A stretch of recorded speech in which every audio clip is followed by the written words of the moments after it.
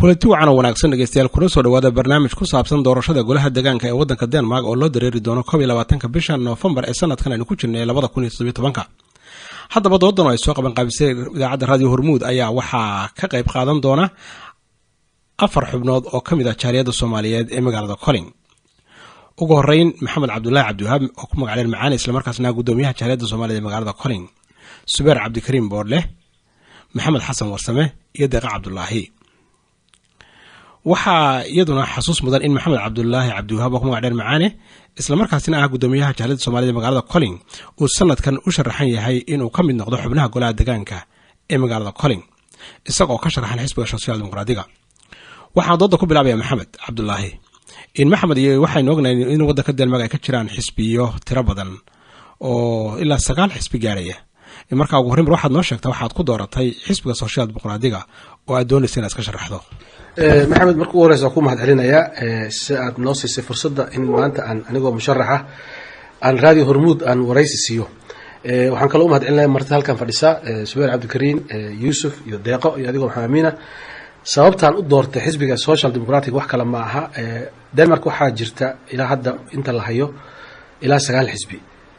xisbiyadu kala da'weyn xisbiga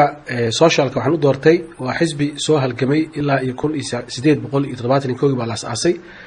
ujeedadiisuna waxay tahay in dadku ay wada sinaan oo xagga dhaqaalaha iyo xagga hantida ay isku fursad in loo abuuro bulshada oo dhan. marka waxa loo yaqaan welfare-ka ama kaalmada dadka wada gaarta ee Denmark caanka ku ah iyo wadamada Scandinavian-ka ah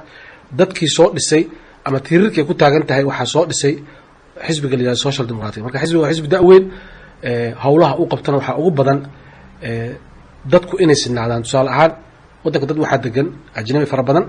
muslimiin fara badan, dad badan oo qaxooti ah, dad badan oo soo galooti ah. xisbiga waxa aad uga doodaa dadkaas in xuquuqdooda kor loo soo qaado ay soo gaaraan dadka hantiilayda ah si qofka taajirka ama qofka hantida leh iyo qofka aan waxba haysan farqiga u dhaxay uu noqdo mid macquul ah oo ay wada noolaan karaan. waa tahay marka waxa kale Maxamed ku weydiin lahaa sanadkan waxaad doonaysaa ama aad u sharaxantahay ka mid noqoto golaha degaanka. waa maxay waxyaabaha aad leedahay golaha degaanka marka haddii aad ku biirto waxbaad ka qaban kartaa ama aad doonaysaa inaad u dagaalanto? Maxamed, waa su'aal aad u ballaaran runtii oo aan lagu soo koobi karin jawaabteeda in yar, laakiin haddaan wax yar sawir ku siiyo golaha degaanka afka Danish loo yiraahdo biiqood waxaa hadda fadhisa ilaa iyo 25 kursi oo ay u kala fadhiyaan ilaa iyo 7 xisbi. marka waxyaabaha qofka aniga oo kala ah oo Soomaaliga oo ku soo kordhin karo waxa kamid ah horta qof oo muslim ah oo meesha hadda fadhiya ma jiro oo ku jira golaha deegaanka. taa waa qodob. tan labaad qof Soomaali ah ma fadhiyo. dhibaatooyinka annaga haddaan Soomaali nahay ama haddaan dad muslimiin nahay ama aan ku tilmaamo dadka in baan dhaqaaliga waddanka soo gala ayaga ama dadka qaxootiga ah aad ay u fara badan yihiin. haddaan meel ka taabto waxaa jira xagga shaqada, xagga waxbarashada, xagga dhaqanka, xagga dadka waayeelka ee tabaalaysan. waxyaabahaas oo dhan waxay u baahan yihiin dadka in wax looga qabto. waxaan u baahanahay marka qof codkeennii gaarsiiya meeshaasi talada lagu goynayo. taana waxaa qasaba marka qof inaga ah ama muslim ah Soomaali ah inuu meesha u fadhiisto aad ay muhiim u tahay. marka waxyaabahan isu sharxay waxa kamid ah anigoo muddo fara badan ka soo shaqeynayay ururo fara badan u soo shaqeeyay, gaar ahaan si badan way ururka Soomaaliyeed hadda gudoomiye ka ahay. waxaan kaloo aad ugu soo shaqeeyay golaha deegaanka. waxaa u noqday la taliye mar oo aan kala talinayay arrimaha qaxootiga iyo suuqa shaqada. mashaariic badan oo ku saabsan horumarinta dadka qayb aan ka qaatay.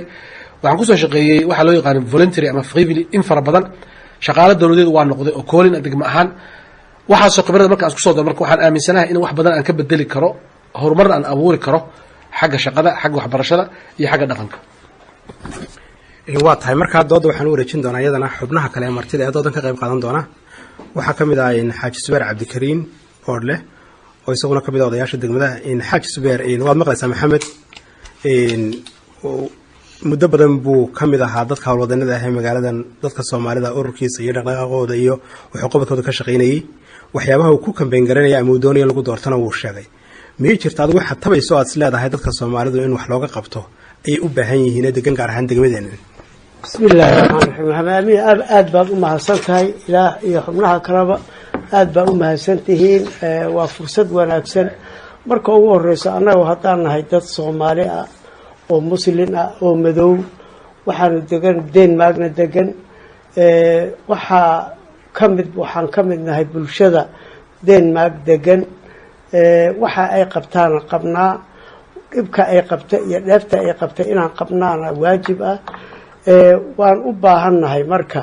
meesha iyadoo maanta marxalad fara badan jirto oo dadka muslimka ee si gaara target gaara uu noqday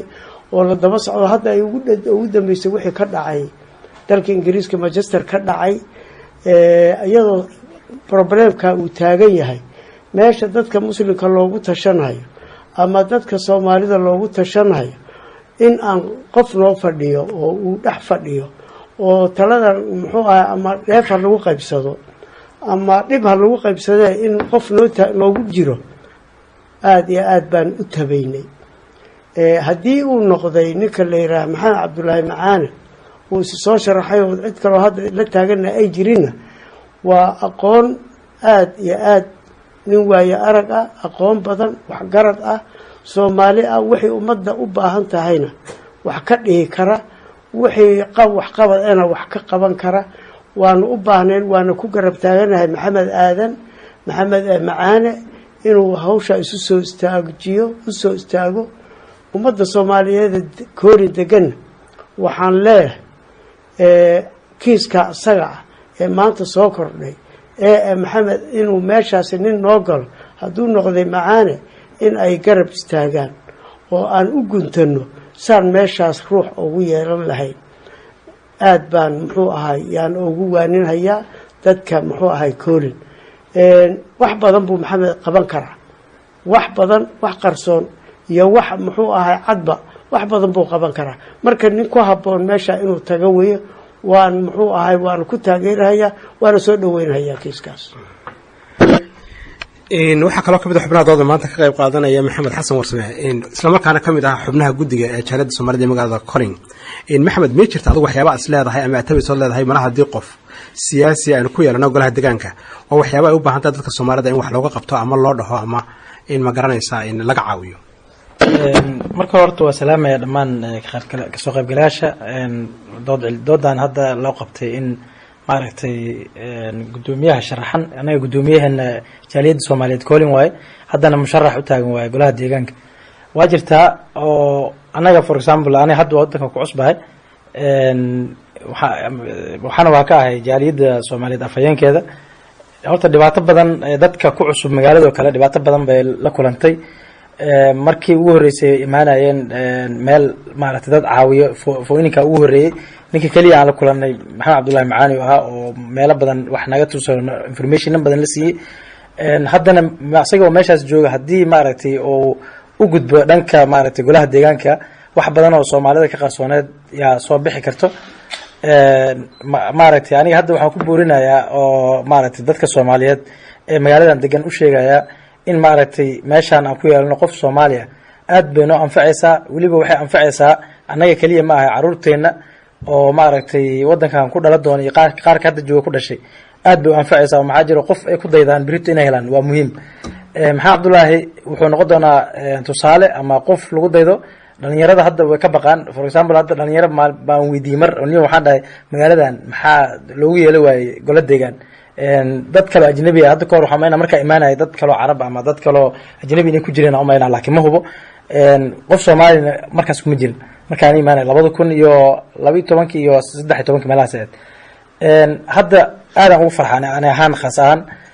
qof kasta oo Soomaali hadda marka arkan oo u sheega waxaan dhahaa nin baa sharaxan asagoo hadda kaambeeyka wili ma soo gaar laakiin ka sii hor dhaco oo si sheega waxaan dhahaa nin baa sharaxan oo Soomaaliyeed hala garab galo halo istaago arintan waa arin aad iyo aad aan soo dhaweynayno ani ahaan hatta si fiqifiliya ina uu shaqeeyaan jeclahay waliba maxaa jiro waa wax maaragtay hadii si iska wax u qabsaa ina uu shaqeeyo macna maxaa jiro sababta u dhahay waxa waaye birito aniga hadda dadkeenan waa socdaan oo dad waaweyn nahay caruur noo joogto maanta magaalada caruurtan 80% inay baxayaan ma maleynaa wadankan deganaa doonaan muddo deganaanayaan kuwa ku sii dhali doonaan hal qof maanta magaaladan aan deganahay oo role model am lagu daydo oo ku dayasho mudan ma joogo oo hadda golaha deegaanka ku jira oo kamuno u shaqeeya lahay oo badan maaragtay ma jiro ama ilaa baarlamaanka oo Soomaaliya ani waxaan arkaa tusaale fiican oo aad iyo aad baan u soo dhaweynaynaa waana hambalyeena gudoomiyaha. deeqa cabdullaahi baa iyaduna ka mid ah xubnaha maanta doodan ka qayb qaadanaya in muddo aada u dheerna deganayd magaaladan colin kana mid a xubnaha firfircoon gaar ahaan dhinaca haweenka. deeqa doorashooyinkii golaha deegaanka ayaa dhowaan loo dareeri doonaa. xubin soomaaliya oo aad garanayso maxamed cabdullaahi baa sharaxan. baahiyaha inta badanna howlaha gaar ahaan caruurta iyo nolol maalmeedku dumarku ku dhacaa. ma jira waxyaaba aad is leedahay waa loo baahan yahay in wax laga qabto ama xubinta cusub ee la dooranaya hadiiba golaha deegaanka uu ku biiro wax nagala qaban karo? السلام عليكم ورحمة الله وبركاته. دمانتي وين سلامي مرت شرف كان جوجتا يا مشرحينا محمد عبد الله ما شاء الله ولو باهي wax badan baa loo baahayahay oo naga maqan hadaanu nahay hooyooyinka magaalada Soomaaliyeed. محمد عبد الله wuxuu ahaa nimankii ma sha Allah magaalada ugu horeeyay aan isla joognay waqtigaas 25 sano ka hor. الحمد لله رب العالمين wax badan uu qabtay oo dadaalay oo maanta muuqda naway jirtaa wax dambe uu qaban doonaan way jiri doontaa hadii Ilaahay ilaaho. Ilaahay waxaan ka baryaynaa inaanu garab siino oo aanu hor istaagno oo gacmaha is qabsano wiilka walaalkeena isa soo sharaxay raba inuu wax qabsado oo annagana wax noo qabto inaanu la qabsano wixii aan soo dhaxsan karno la soo dhaxsano wixii fikradana aanu ku soo kordhino. hooyooyinku alle leeyahay maanta tacaal badan baa ka muuqdo caruurtii iyo wax walba iyaga hadda maanta la tacaalaya haday noqoto iskuul geyn haday noqoto shirar wax badan oo hooyooyinku ogeyn way jirtaa oo ayna fahansanay oo aad iyo aad shirar badan oo hadda noo qabtay hadda dhalinyarada oo kale waanu ka soo qayb galnay oo hooyooyinku ay baraarugeen ay ogaadeen waxaan ka kala socda magaalada marka inta ayaan ka badan baanu rajaynaynaa inuu noo qabto wixii fikradana waanu ururin doonaa insha Allah taala. laakiin aniga deeq ahaan codkayga iyo codka Soomaaliyeed waxaan leeyahay hala siiyo maxamed cabdullaahi. waa tahay subeer baan jecel mar inaan ku celiyo. subeer wax su'aashan aan idin weydiinayay ee ku saabsaneyd maxaa is leedihiin culays ama baahida ugu badan ee dadka Soomaalida haysta magaalada Kolding. waxyaabaha aniga maskaxdeeda inta badan ku soo dhacay waxa kamid ah dadka waayeelka ah maanta u baahan daryeelka dadka daryeelka u baahan goobahan lagu daryeelo ee dadkii lagu daryeeli lahaa iyaga aad bay ugu adagtay inay goobaha galaan afkii iyo dhaqankii iyo diintii waxyaabo badan baa keenaya. marka dadka waayeelka ah oo kale arrinteeda sidee baad u aragtaa iyo si wax loogu qaban lahaa? assalaamu calaykum. waxaan filayaa anigaa soo dhadhow xagga da'da aniga iyo arrintaasi arrinta iyada waa arrin baa loo baahan yahay oo ummadda Soomaaliyeed ay u baahan tahay. maxaa yeelay dad badan oo single ah rag oo single haween single ah intaba way jiraan oo xilligiina joogo waayeelnimada in marka iyadoo waxaan Soomaali baan nahay oo qab baan ugu jiro waxaan is dhahnaa tagi mayna meesha laakiin waxaad ogaataa in dad inta ka hor aanu geynay isla annaga ah oo Soomaali ah inaanu meesha geynay oo ay muxuu ahaay meesha ku dhinteen oo halka lagu hayn jiray oo ninka annaga booqasho ma ogiye la hayn jiray. sidaa darteed meesha iyada waa meel loo baahan yahay. waxaa kaloo loo baahan yahay xabaalaha loo baahan yahay oo muslimka u gaar. waxaa loo baahan yahay waxaa jira haweene fara badan oo single ayaa jira oo caruurtii wax kala taliya aan jirin oo wax iyagii wax muxuu ahaay farsamooyinka ay wax meeshan dalkan kula joogi lahaayeen aan jirin oo weli afka aan la qabsanin ayaa jira oo caruurtii ay muxuu ahaay caruuro badan oo wadooyinka taagan oo dhib geysan haya ayaa jira. wax badan oo Soomaalida ay dan ka galeenin laakiin ku soo socdo oo fool xun oo dhibna mustaqbalka u keeni kara ayaa jira. waxbarashada iyo jaamacadaha iyo meelaha la galay taladooda lafteeda ayaa jirta. meeshii wax lagu qaybsanayo inaan wax ku lahaan dadkan baaya bakooldeed yaa waxay yiraahdaan ilaahayow dabkii berigaawba damninka dar. macnaheeda ah ilaahu meeshii dab ka shidan yahayba dab noogu dar. macnaha ruux inuu noo joogo meesha iyada marka meeshii lagu tashanayo inuu ruux Soomaali ah oo gibilkaada oo walaalka oo ehelkaada ku jiro waa laga maarmaan. sidaa darteed baanu leenahay marka waa in aan qof ku yeelana waana daahnay. maxamedna khibrad badan sidii hadda looga soo sheekeeyay oo aad u badan buu leeyahay. koomunuhu way yaqaanaan dadku way yaqaanaan deenishku way yaqaanaan nin muxuu ahaa furfuran weeyo nin muxuu ahaa howlkara weeyo nin naxariis badan weeyo marka arrintaa iyada wax badan baanu u baahannahay wax badan buuna wax ka qaban karaa oo annagana aan u baahan buu asna wax ka qaban karaa sidaa darteed arrintaa waa arrin aan u baahannahay muxuu ahay waayeelka iyo wixii lamid oo kale oo dhanba waa tahay deeqaa markaan farta taagaysaa anaa kusoo noqda haddana asalaamu calaykum waraxmatullahi wabarakaatu maxay haday wax yar baan rabay inaan ku daro oo ah inanka habrata wahaabaa sheegay intuu badneed maasha allah haddana waan ka yar daba qaadanaya hala raalahaada halka dumarka iyo raggaba dadka waayeelada runtii waxay u baahan yihiin marka la yidhaho ay u baahan yihiin meel lagu xanaaneeyo oo iyaga u khaasa bay u baahan yihiin haddii loo heli karo oo lagu hayo oo lagu maalgeliyo oo dee dumarka guri joogtada ah 2 saacadood iyo 3 saacadood ay ku soo hayaan oo kaga war hayaan oo u tagaan oo u soo sheekayaan oo dee u soo yar masaxaan sida intii qof gaala loo igu yeeri la waxa kale aan u baahanahay caruuraheenan kala daadsan ee carabtii kolba dhinac u jiidanaysa xashishadaha loo dhiibayo in la soo ururiyo oo loo helo meel lagu hayo oo ay ku nafisaan oo inamadeenin iyo raggeenan halka iska fadhiyo uga war hayaan oo dee lagu ilaaliyo oo habeenadii sida weekendiyada oo kale iyo markii ay fursad u baahan yihiin wax loogu qabto cashar caawin ku sameeyaan oo ay dadku isku badbadilaan dhalinyaradan wax soo baratay hadda jaamacadaha uga soo qalin jabisay lagu shaqaaleysiyo lagu maalgeliyo marka waxa kale aan u baahanahay hadaan hooyooyinahay inaan Maxamed Cabdullaahi wax badan buu qabtay inuu aad iyo aad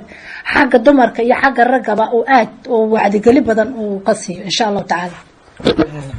waa tahay markana Maxamed baa fartaagay waxa kale ku daraan dib kale ma jiro waxa kale xagga shaqada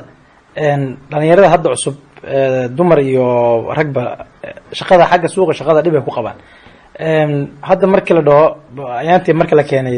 programkan 225 saacadood dadka dhibaato badan bay kala kulmeen qof iskuul aadayo oo iskuulkii isbaqooyi laga rabo luqadii laga rabo oo awleeyay shaqana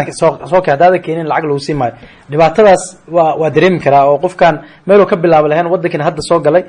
qof meel oo ku hirto ama qof wax information siiya ama Maxamed Cabdullaahi macana hal xaba laga rabaa marka arinta oo laga rabaa di meesha Ilaahay ku guuleeyo waxa waaye meel maaragtay qof suuqa shaqada ama program shaqa u sameeyo oo dadkan jiheeyo in laga helo asaga oo maaragtay oo caawinaad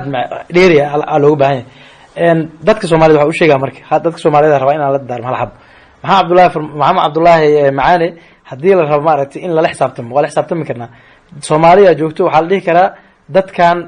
ninkan waa anaga dooranayno maxaa u baahanahay waxaan haduu fuli waayo waa loo yeerayaa waxa la yeelanayaa samtay wada hadal waxa la leeyahay arintan anagu balan noogu sameysay waxaan waan qaboweysay adiga waa kalsooni waa kala naqi karnaa waa la dhihi karaa si toos ah lagu sheegi karaa maxaa Cabdullaahi marka inta karaankiisa uu qaban karo asaga waa ku qasban yahay markaas dadkaas inta maaragtay ay u soo bandhigaan inuu arintaas wax ka qabto maxaa jiro dadkan aad iyo aad dhibaato badan bay tabanayaan waxaa jiro dad badan oo haween oo suuqa shaqada xataa dib ka haysto programkii shaqada ay ku raadi lahaayeen dhibaato ka jirto dadka cusub sidoo kale oo aad dhibaato u haysata maxaa la lahay dhalinyarada oo kale hadda anaga waxa deganahay xaafadan Iskobaak waxa ku yaala umeena kulubkaas hadda waxa u maleynayaa carabta magaalada nabad degan ama dadka kale oo nabad degan inay ka shaqeeyaan Soomaaliya hadda kama dhax shaqeyso waxa kale oo jira kulubyo badan oo maaragtay dhalinyaro badan meesha ku haysana kulubyadaas faraha badan leh qof Soomaali oo ka shaqeey male ana hadda meel waxa ku noqday maxaa la lahay practice qof oo practice ahaan Soomaali badan Arab badan ka shaqeyso oo Turkiga ka shaqeyso oo qof kasta ka shaqeeyo dhalinyarada Soomaaliyeed way tagtaa meesha hal wiil oo Soomaali ama hal gabar oo Soomaali oo ka shaqeysan aan wili maar waa laga yaabaa mid kasoo baaqay in gabdho yimaadaan oo ka shaqeeyaan laakiin si toos ah shaqa ma qaayna xogaaltiina arrimahaas oo dhan waa looga fadhiyaa dhalinyarada way soo kacayaan waxa loo baahan yahay marka meelaha iyaga ay tagayaan dad ka shaqeeyo in la helo laftirkeeda marka arintaas waa aadan u buurinayo dhirigina waata marka waxaan ku celinayaa Maxamed Cabdullaahi waad maqlaysaa Maxamed in fikradihii badnaa ay soo jeediyeen Subeer iyo Maxamed iyo Deeqa maxaad ka oran lahayd Maxamed waa aad u mahadsantahay su'aalaha hadda la soo jeediyay iyo aragtiyada hadda la keenay runtii qaarkood waa mid hadda anigoon siyaasi ahayn qaarkood ku dhex jira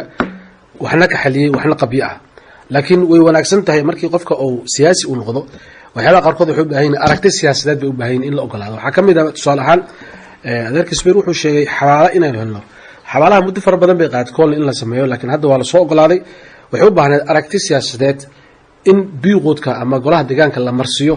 in dadka muslimiinta ay helaan meel lagu xabaalo taa waa lagu guuleystay annagoo hadda maaragtay jaaliyadii Soomaaliyeed gudoomiye ka ah iyo dad kale oo caraba ayaa ku guuleystay waxaan filaynaa samar kadib in la bilaabi doono meesha iskoo bargaashid ku taalo in xabaalihi la qodo wada loo furo hawshaas way soo dhamaatay waxaa kaloo jira meel dadka weelka lagu hayo weelka markuu duqoobo guri lagu hayo anaa hadda tusaale run ah hooyaday baa degan aabay baa degan oo 90 jir ah arin aad u adag weey qofka inuu isagoo shaqaysanayo wadanka degan caruur la inuu hooyadiisa abiis u hayo hawl adag weey qofkii ma firaaqa ma heli karo shaqa laga rabaa dawladdu waxay kugu caawinaysaa saacado iyo daqiiqado baa laga hadlayaa waxa laga hadlayaa 8 daqiiqo 7 daqiiqo iyo 4 daqiiqo baa laga hadlayaa waxa la qiimeynaya qofka inta uu qabeynayay waa la xisaabinaya inta uu xafaayad laga bedelo la xisaabinaya marka qofkii wuxuu kaaga baahan yahay waalidkaada waa kaalmo fuul buu kaaga baahan yahay waxa marka aniga aan qabaa inaan waxyaabaha aan ku gaamban gareyna waxa kamid ah waana arin hore loo soo jeediyay ururka Soomaaliyeed uu soo jeediyay laakiin aan xaqiiqo noqonin maxaa dhacay aragti siyaasadeed baa maqan waxa ka maqan in biiqoodka arinta lagu adkeeyo oo la keeno rageedii baa maqan dadkii inaga ka maqan meesha waayo dad badan oo muslimiin ah baa jira magaalada Kolding oo u baahan in loo sameeyo xarun dadka weelka lagu hayo anagoo dhan gabadh baan ku soconaa kontonka waa gaarnay dad baa 60 ka gaaray dad baa 70 gaaray dadka waxa ka maqan qofka in lagu xaray meesha dadka weelka la geeyo ma aha kaliya inuu ku tago da xanuun ba u badan dad badan waxa aan isbeen u sheegay oo waayeel lahayn oo xanuun loo geeyay baa jira oo balaayama la geeyay marka aragtida iyo campaign-ka ku jirta in already hadda aan bilaabno in dadka naga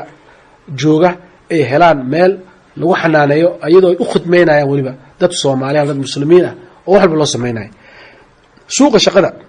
waxa jira laba arin oo aan rabo in halkan aan hoos ka xariiqo shaqada waxay u baahan tahay dadka Soomaaliyeed inay meelaha qaar kood tanaasulaad ay sameeyaan hadda waxa ay hor yaal kiis oo labadan bari aan kala hadlayo gudiga suuqa shaqada iyo siyaasiyiinta Kolding oo ah in gabdho Soomaaliyeed la yiri surwaal qaata qaarkood lacagta la goostay oo shalay darad shir aan fadhiyay oo lagu eedeeyay inay diidaan inay surwaal qaataan marka waxa loo turjumay shaqadii bay diideen baa la yiri tulbudka la siiyay taa waxay keentay markaas in lacagta eerta laga goosto waxaan u baahanahay marka arrimaha aan ku dagaalamo waxa kamid ah dadka in wargelin wacyigelin la siiyo qofka isagoo diintiisa haysta sidoo uu hortay karaa inuu surwaal qaadanin qofka muxuu xeeladaysan kala oo diintu way gashay deenishkan laga dhaadhici kara ninka shaqada bixinaya arrimahaas oo dhan waa arrimo u baahan in labada dhinac laga fiiriyo oo dadkeen in la wacyigeliyo deenishkan la wacyigeliyo marka meel la isugu yimaado waxa kale oo laga dhawaajiyay oo meesha yaala oo kamid ah qofka siyaasiga ah in la xisaabto waa aad u fiican tahay laakiin isagana wuxuu baahan yahay dad siya xog dhibaatada magaalada taala in marba loo dhiibo oo lidaado dhibkaabaan haysta dadkeeni waxaan ku baraarujinay dhibkooda inay sheegta inay bilaabaan waa dhibka hadaanan sheeganin qofka ma ogaan karo siyaasi hadduu meesha uu fadhiisto ma ogaan karo marka waxaan ku baraarujinayaa dhibka inaan sheegano weey marka hawlaha iyaalo waxa kamid ah inaynu sameeyno 3 biloodba fooqo macnaa meel dadka isugu yimaadaan oo ka hadalno dhibaatooyinka Soomaalida haysta si anaga u noqdo nin siyaasi ah oo marka dhibkiisi ka hadli kara dadka dhis waxba ku sheeg wax ma ogaan kartid waxa kale oo jira iyadana oo hol meesha taala kamid ah in dhalinyarada laga dhawaajiyo dhibaato far badan haysato dhalinyarada waxa jira been dhawid hadda xalay shir baa iskoo baarkan ka dhacay waxa laga hadlayay iskoo baarkan inay noqoto meel daroogo lagu iibiyo meel booliis baa fadhiyay niman carab meesha fadhiyay waxay dhaheen hata daroogadu dadka gada weyn u dhaqaana booliiska u sheegnay booliiska fadhiyay waxna kama qabanayo waxyaabahaas dhan waxay keenayaan dhalinyarada faraha badan iskoo baarka degan iskuul aan dhiganaynin shaqo aan haynin marka ayagu la isticmaalayo daroogo iyo qashin loo dhiibayo waxay u baahan tahay dhalinyaradaas in la habeeyo waalidiinta la hadlo la wacyigeliyo howlahaas oo dhan howlo waxay kamid tahay oo aan rabo inaan wax ka qabto oo dadkaasi aan meesha saxan ku aadino waxay u baahan tahay waalidka in war la geliyo dawladda in loo sheego dadka in gacmaha la isqabsado waxa kale oo kamid ah qodobkan hadda meesha uu ka dhawaajiyay Maxamed Warsame oo ah sharciga 225 qodob aad u adag weey waxaan aqaana magaalada hadda yimid dacwo ilaa 3 qof oo lacag qaadanin baa jirta oo waxba aan la siinin sharciga uu ku dhacay baa jira kuwa badan oo ku dhacaya sharcigaas markaan baaray oo aan komunaha la shiray waxaan soo ogaaday haddii qofka uu 3 saac wiigi uu shaqeeyo inuu sharci uusan qabanaynin waa 3 saac wiigi hadda shaqaysid 225 sharciga waa ka badbaadaysaa marka 3 saac wax badan ma aha baan tahay qofkii la caawiyo in 3 saac wax u dhigma shaqo loo raadiyo wiigi haddii 3 saac wiigi loo bedelo maalintii meeqay noqonaysaa nus saac waa 35 daqiiqo weey inuu qofka maalin shaqeeyo 35 daqiiqo waxaan u baahannahay marka dadka inaynu wacyi gelino shaqo u abuurno si shuruucda faraha badan aysan u qabanin laakiin dadkii ayaga la isku dhaafay qofkii tala ma hayo qof la talinayo ma laha komunigu tagay lacagtii wala goosanaya marka arrinta waxay u baahan dadka in la baraarujiyo u baahan tahay saadaraad qofka siyaasiga ah wuxuu u baahan naftiisa inaanu sameeyno guddi arrimaha Soomaalida u dhaqdhaqaaqa oo arrimaha Soomaalida soo ururiya dhibaatooyinka meesha keena qofku waxa laga yaabaa dadku qaarkood wax walba aan haysta aniga waxaan runtii iskoo beedhigta anigu waan shaqeynaa agtida way xaaskii way shaqeysaa maxaan ugu baahanahay Soomaali laakiin ugu dad badan oo Soomaali baa jira oo dhibaato fara badan haysto anigu marka Denmark imaanay reereen ka soo tagnay waan soo dayacnay dagaal baan ugu soo dhacay dad baan caawiyay waan la soo dhaweeyay guryaha la siiyay wax walba loo qabtay wax baan la barxarteena inagu marka dadkeennii awoodda leh ee kartida leh waa inay ummadda kale dhibaato wax u qabtaan way taa wax u baahan tahay inay campaign gareeyaan dadku inay iyagu caawiyaan dhibaatooyinka aad u fara badan oo meesha la kamid tahay marka foqomkaas oo ku tala jira in dadka loo sameeyo xarun sida Mohamed-amin oo kale debate raadi la sameeyo oo laga hadlo maxaa Soomaali dhibaato haysata maxaa adigu dhibaato ku haysta sharcigan see loo gudbay hadda maaluga maqlaysan waxa la soo rogay region Sudan marka waxa la isku dayay hadda oo la wadaa in xarumaha dawladda ay ka shaqeeyaan leedahay dhan in xijaabka laga mamnuuco waa hadda wax la kaabin gareynay way social democrat wuu diiday codkaas waxay anagu ma yeelino dadka muslimiinta ee faraha badan ay ka shaqeeyaan isbitaalada iskuulada boonaymanada in leedahay xijaabkiini oo xaq diiniga ma qaadan kartaan wuu diiday laakiin doodda way socotaa marka waxa loo baahan yahay dad fara badan inay arrinkaas ka qayb qaataan marka qofka siyaasiga ah meelaha uu ka soo galay markaas weeyo codkaadana wuu weynaanayaa dadku hadday istaageeraan wax badan baa la qaban karaa marka arrimahaas oo dhan baa noo yaala waxaan u baahannahay markaas inaynu biiqoodka aynu galno ku qasbannahay aad baad mahadsan tahay intaa waxaan kusoo gabagabayn doonaa doodii maanta aynu ku faaqidaynay doorashada golaha deegaanka ee 2017 gaar ahaan bisha November 2020 ka dhici doonta waddanka Denmark iyo degmadan Kolding sidii ay uga qayb qaadan lahayd waa mahadsantihiin dhammaantiin